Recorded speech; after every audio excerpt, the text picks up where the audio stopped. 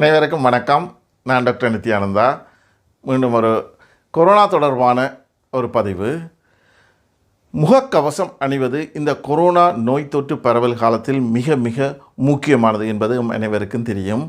இந்த முகக்கவசம் அணிவதும் face mask அணிவதும் face shield அணிவதும் ஒரே அளவு பாதுகாப்பை தருமா?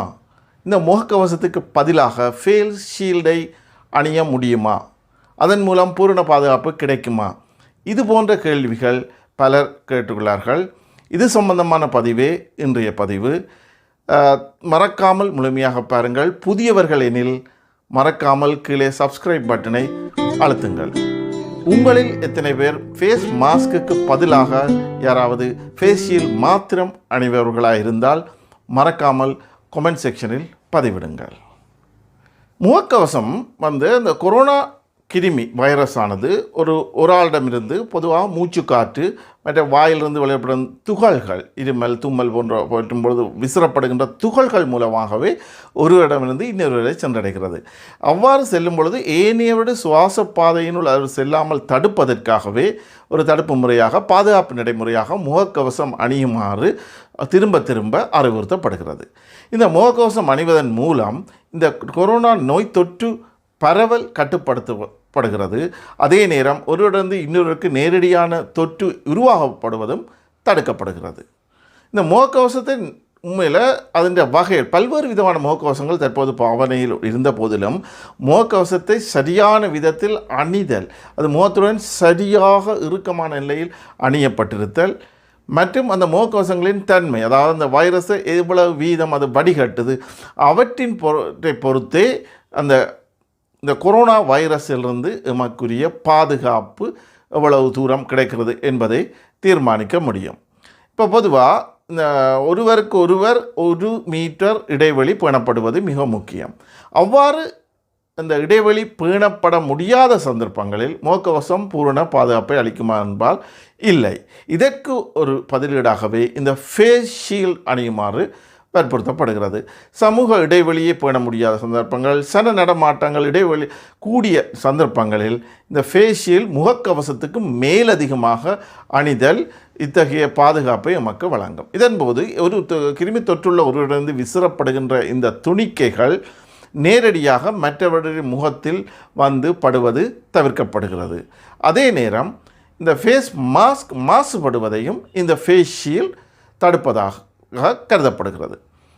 எது எவ்வாறாயினும் இந்த ஃபேஸ் மாஸ்க் அனைவரும் அணியுமாறு வற்புறுத்தப்பட்டாலும் ஃபேஸ் ஷீல்டு பிரதானமாக முக்கியமாக சுகாதார பணியாளர்களுக்கே பரிந்துரைக்கப்படுகிறது.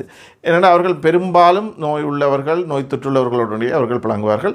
அவர்களிடமிருந்து விசிறப்படுகின்ற கிருமிகள் அவர்களுடைய முகத்திலேயோ இடங்களிலேயோ படாமல், இதை தவிர அவற்றை மாஸ்கில் பட்டால் அதுவும் அவர்களுடைய ஒரு கிருமி தொற்றுக்குரிய எதிலே அதிகரிக்கும். அது விரைவில் மாசடைந்து அதன் மூலம் ஆபத்து உருவாக்கக்கூடிய சூழ்நிலையும் காணப்படும். எனவே முக்கியமாக சுகாதார பணியாளர்கள் இந்த ஃபேஸ் ஷீல்டு ஃபேஸ் மாஸ்குடன் மேலதிகமாக அணியுமாறு பரிந்துரைக்கப்படுகிறது. ஆனாலும் கணவர் எப்படின்னா இந்த ஃபேஸ் மாஸ்க் நாங்கள் பார்க்குறோம், ஃபேஸ் மாஸ்க் இல்லாமல் தனியாக ஃபேஸ் ஷீல்டோட கணவர் தெரியணும். அப்படி இருந்தால் அது பூரண பாதுகாப்பை அளிக்க மாட்டாது. ஃபேஸ் மாஸ்கை விட்டு தனியாக ஃபேஸ் ஷீல்டு அணிவது நமக்கு பூரண பாதுகாப்பை அளிக்க மாட்டாது.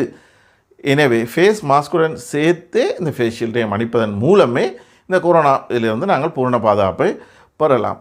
கோவிட்-19 நோய் பரவலை கட்டுப்படுத்துவதற்கும் நோய் தொற்றிலிருந்து தப்பித்து கொள்வதற்கும் முகக்கவசம் அணிவது அத்தியாவசியமானது. திரும்ப திரும்ப அறிவுறுத்தப்படுகின்ற அறிவுறுத்தல் இதுவே.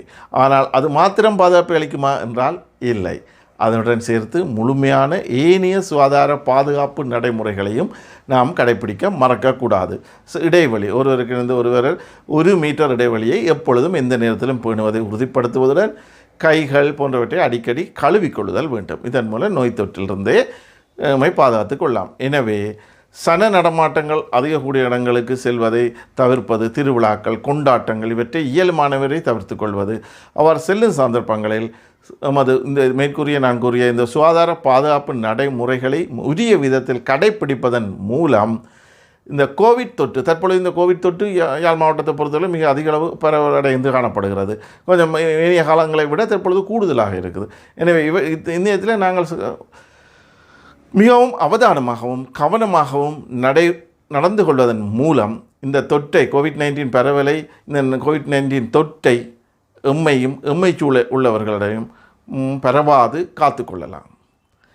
இதுபோன்ற தொடர் வீடியோக்களை தொடர்ந்து பார்வையிட மறக்காமல் சப்ஸ்கிரைப் பட்டனை அழுத்திக் கொள்ளுங்கள். இந்த வீடியோக்கள் உடனடியாக உங்களை வந்து சேரும்.